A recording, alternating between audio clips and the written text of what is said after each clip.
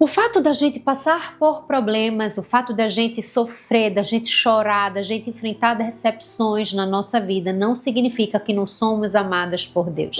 Bom dia, bom dia! Segunda-feira, mais uma semana começando aqui no nosso devocional. E essa semana a gente vai estudar uma mulher que eu amo a vida dela porque ela traz lições poderosas sobre fé e perseverança.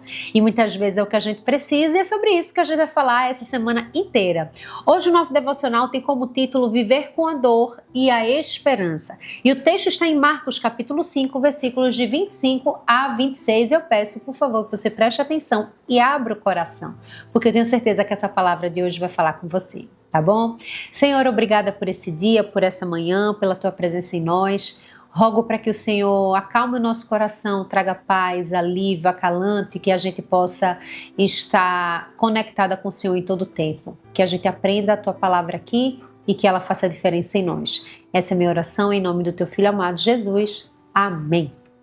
Vamos lá. Olha o que o texto nos diz. Grande multidão o seguia, comprimindo. Aconteceu que certa mulher, que havia 12 anos, vinha sofrendo de uma hemorragia e muito padecera a mão de vários médicos, tendo despendido tudo quanto possuía, sem contudo nada aproveitar, antes pelo contrário, indo a pior.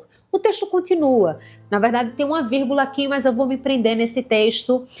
Mas ele tem uma sequência lógica, mas para o que eu quero ensinar a vocês nessa manhã de segunda-feira, eu só vou me prender esses dois versículos. Aí você vai dizer, nossa, a gente só sabe que ela sofreu. É sobre isso que a gente vai falar hoje. O tema do nosso devocional, como eu disse, é viver com a dor e a esperança. Às vezes nós nos sentimos azaradas, desprestigiadas, desconsideradas, não amadas, esquecidas, rejeitadas, abandonadas. Muitas vezes. Por quê? Porque a nossa vida não está da forma como a gente quer.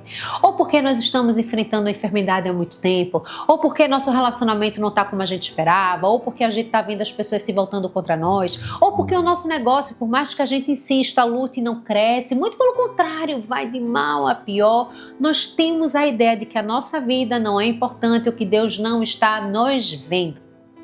Eu não sei se você já teve essa sensação, se você já sentiu isso, mas o que eu quero te dizer é algo muito simples.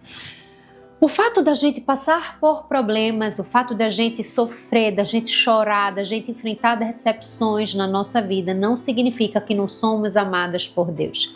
Não significa que não estamos na sua lista de pessoas que Ele cuida. Não significa que nós temos um grande problema em nós. Muitas vezes o que acontece conosco é que a nossa vida está acontecendo. Muitas vezes o que acontece conosco é que nós podemos sim apenas estar colhendo, ou não, mas vamos supor que sim, as consequências de uma decisão não tão assertiva, ou colhendo os frutos de uma escolha imatura.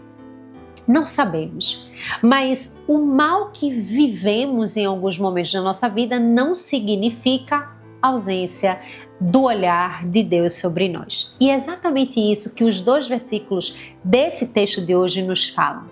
Porque aquela mulher, a Bíblia diz que ela vivia sofrendo há 12 anos. Há 12 anos ela sofria de uma grande enfermidade, de um fluxo de sangue, uma hemorragia, que não parava de forma alguma. E o texto ainda reforça, dizendo que ela sofreu tanto a ponto de já não ter mais nada que pudesse trazer para ela a esperança de uma cura. Porque tudo que ela tinha, ela já tinha colocado na mão de várias pessoas. A Bíblia diz que ela passou de médicos por médicos e nenhum conseguiu ajudá-la. É triste ver uma pessoa sofrendo tantos anos, e volto a dizer, às vezes esse sofrimento tem uma causa, e uma causa que muitas vezes está em nós. Às vezes não. Às vezes algumas coisas Deus permite que a gente viva para nos ensinar. Lembra que eu já disse a você que nem tudo que nós vivemos é para ser um testemunho? A gente tem mania de achar que todo sofrimento que a gente está passando é porque nós vamos abençoar a vida de alguém, Deus vai nos usar, talvez Ele não vá usar, não é uma regra. Não ache que a dor que você vive, o sofrimento que você vive, significa que Deus está te preparando para testemunhar. Talvez não. Talvez Ele só esteja te ensinando a amadurecer e fica só em você mesmo. Então a gente tem que ter esse olhar. Mas, muitas vezes, Deus permite algumas coisas para que o nome dele seja exaltado na nossa vida. Não que necessariamente o nome dele seja exaltado na nossa vida para que outras pessoas também o conheçam. Pode ser, mas às vezes é exclusivamente sobre nós. E no caso dessa mulher aqui, veja só, ela estava há anos tentando a solução para o problema dela. Acredito que a esperança dela já estava indo embora, mas nesses 2 versículos a gente já vê que ela tinha esperança ainda, apesar de todas as tentativas negadas, né? Todas as tentativas, na verdade, terem como solução, como resposta, ou melhor dizendo, negativas, porque ela estava ali, no meio daquela multidão. É tanto que o versículo diz que uma multidão comprimia Jesus, apertava Jesus. E tinha uma mulher, ou seja, se o apóstolo está falando dela, é porque ela estava lá. Por que ela estava lá? 12 anos nessa labuta e ela ainda estava lá porque ela estava vivendo com a dor, mas também com a esperança. E talvez hoje não sei a sua situação, mas a palavra que eu preciso trazer para você é: não despreze a sua dor e não mate a sua esperança. Aquela mulher sabia onde doía e era por essa razão que ela deixava a esperança sempre viva.